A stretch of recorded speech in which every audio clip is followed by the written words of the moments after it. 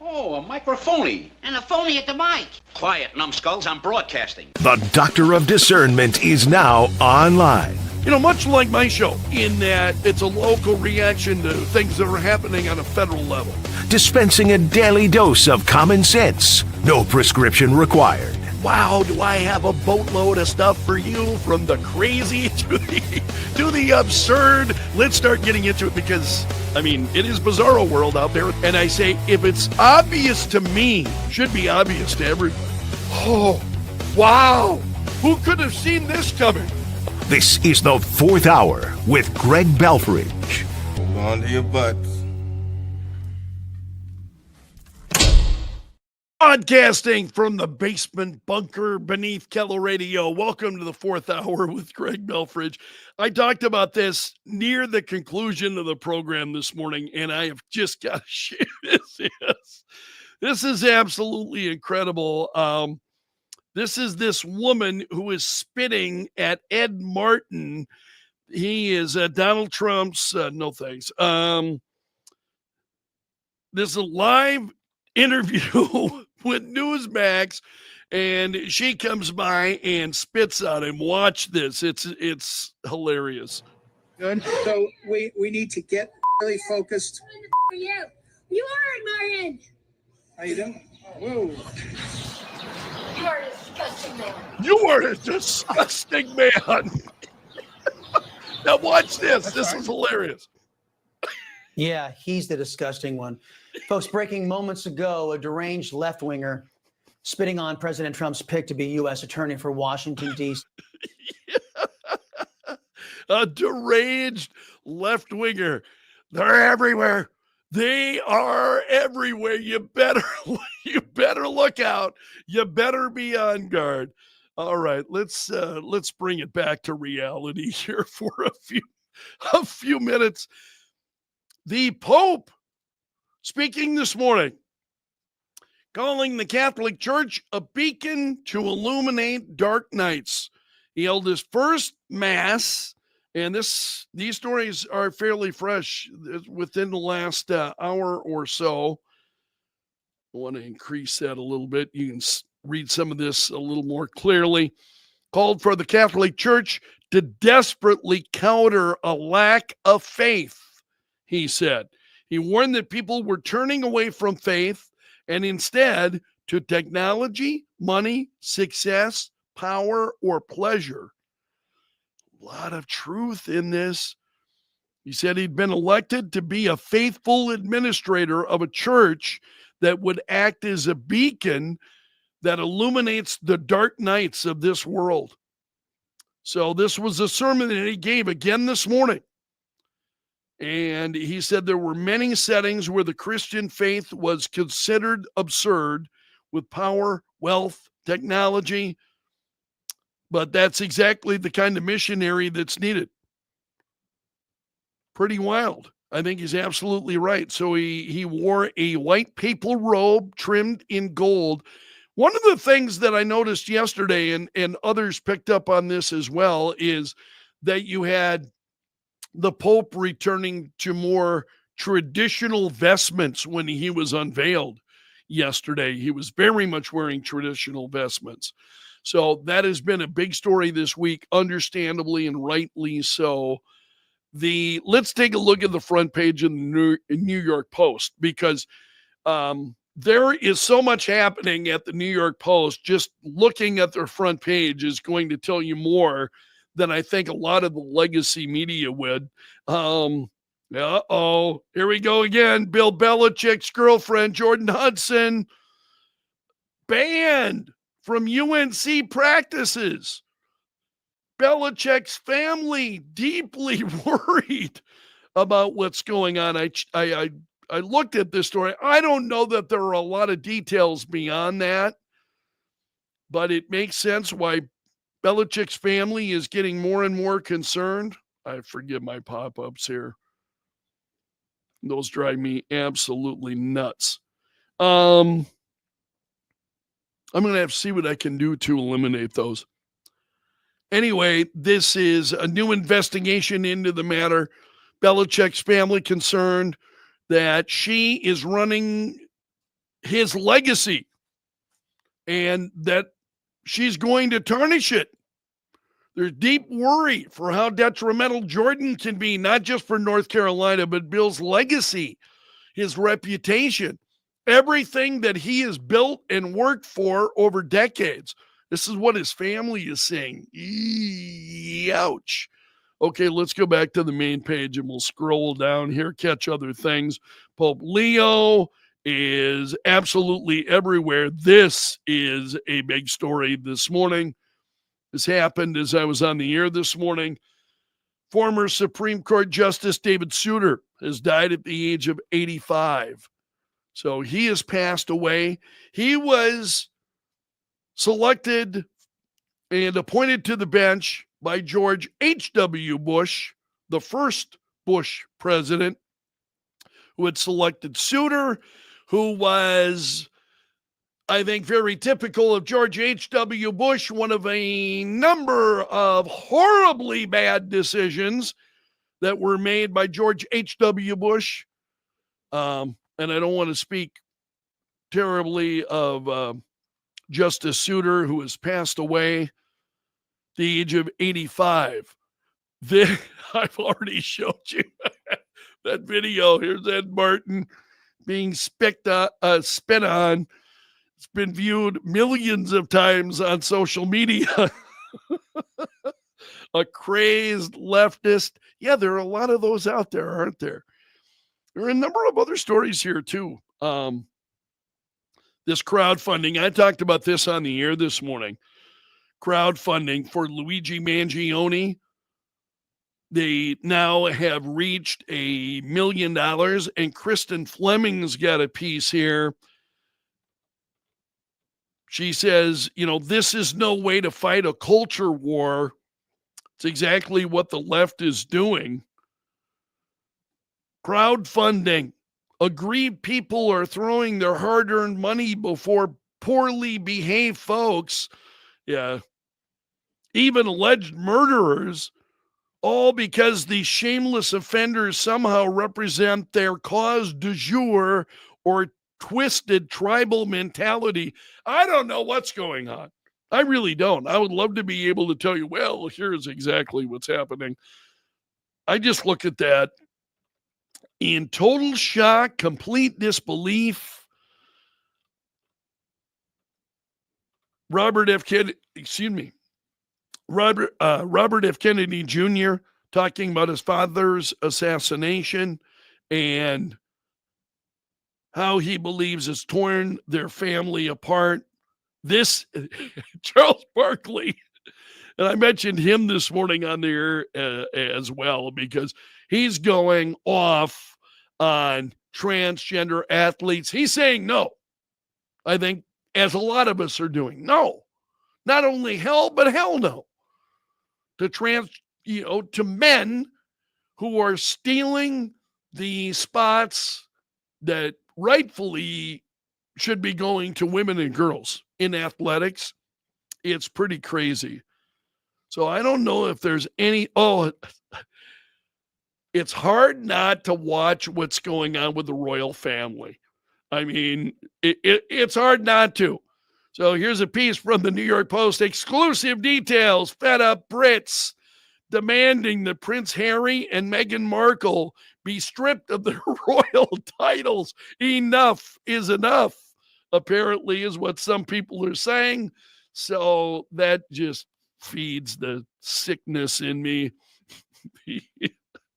That's like I've got to say, you watch the royal family and it's like watching a soap opera, man. It is like watching a soap opera. So Brits have had enough. One who said, why on earth do we, the British public, need to foot the bill for this? That's a great question. I think a lot of Americans have been asking that question. So we'll leave that there. The New York Post, I think, more than a lot of other outlets, I think really does a nice job capturing some of the craziness that's going on out there. Not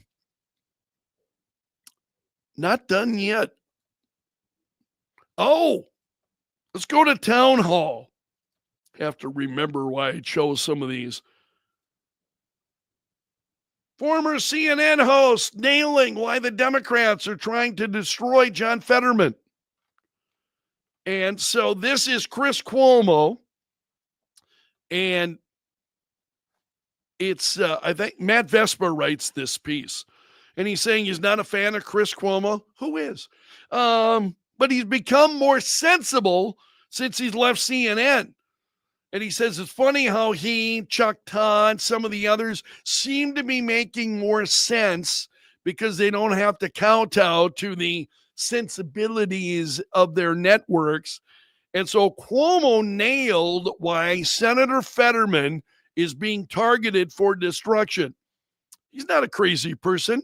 He's pro-Israel, focused on working Americans, understands the realities of the 2024 election. You can't scream about Trump 24/7 and block all his nominees. His side lost, and there were consequences. And so he says Fetterman is being canceled for trying to rebuild the party into one that can win elections. And he's absolutely right. And that's what's amazing is the Democrat Party they are their own worst enemies. And Cuomo is right. Fetterman is out there. He understands, hey, this path that Democrats are, this is going to be more heartache, more destruction. Let's rebuild the Democrat Party.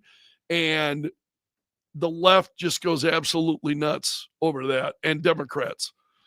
It's absolutely amazing. And the media, of course, they're just lost as always. Oh, yeah. Letitia James is in the news. And Stephen Cruiser on the morning briefing says, a Letitia James perp walk sure would be fun to see. Why? Yes, I would have to agree with that. So he goes on. Well, we're talking about the parade of people who perverted the justice system. Letitia James right at the front of it. Her Trump derangement syndrome makes her ugly inside and out. Also turns out that she's a bit corrupt. more than that. So I would agree. She now is facing charges and the federal government's looking into what she's done. Letitia James, the same, New York Attorney General bringing charges against Donald Trump, now facing charges of her own, who is now accused of all of the things that she accused Donald Trump of. Oh, that's just beautiful. I can't help but rejoice in that. It's not that I enjoy seeing bad things come to people, okay? But I must admit, I enjoy seeing bad things come to bad people. Bad people who have earned it. Bad people like Letitia James, in my opinion, who have been out there and who have earned it. That's, I find absolutely delicious. Okay, let's go to KELLOLAND.com. This is KELLOLAND TV's website, and they're touching on some things, local reaction to the selection of the Pope, and they've got stories on that, the local faithful then processing having a U.S. Pope, what that means. Bishop Don Kettler, and I talked about that this morning. He was very pleased with Pope Leo's first message, which, again, Bishop Kettler has been present at meaningful times in my own life. So I found his perception, or, his take very, very meaningful. At least it was to me. But this is another story that I've got to say is been on my mind. Rosie's Cafe. Now, I haven't been there in a while. Rosie's Cafe, is closing. And so today, after 41 years, Rosie's Cafe closing its door. And they say it's been an amazing run. We really have just wonderful customers. I've got to admit to you, I haven't been there in a while. And it's not because the food is bad it's just, I just haven't been there for whatever reason. And I'm sorry to see it go. So Rosie's Cafe will be closing after today. There were some other stories at Kello TV as well. And I really want to emphasize. Feeding South Dakota is one of the agencies that I try to help whenever I can. Feeding South Dakota and the work that they do. And you'll be able to help them coming up tomorrow. Kello TV's got the story explaining how that is. The Stamp Out Hunger food drive tomorrow. It's a big deal. This is the one with the letter carriers in cooperation with the U.S. Postal Service. And they're saying what you do is take that bag, other bags you have in the house, stuff it full of food. Postal Service's left bags. So you fill that bag or other bags, fill it full of food ingredients. And they're saying, set that bag on Saturday morning next to your mailbox. If it's attached to your house or it's a curbside box on the street, if it's your apartment lobby, or if it's your central neighborhood box. So set that food out there. And they're saying this is, and I appreciate what the Postal Service is saying here. We have an obligation to look out for each other and take care of each other. And everybody's better if we're all taking care of each other and everybody's getting what they need. So Feeding South Dakota also saying they're looking for cereal, pancake mix, canned fruits and vegetables, those kinds of things. So if you want to help, this is a great and a very, very easy way for you to help. If you're going to be going grocery shopping today, pick up some things.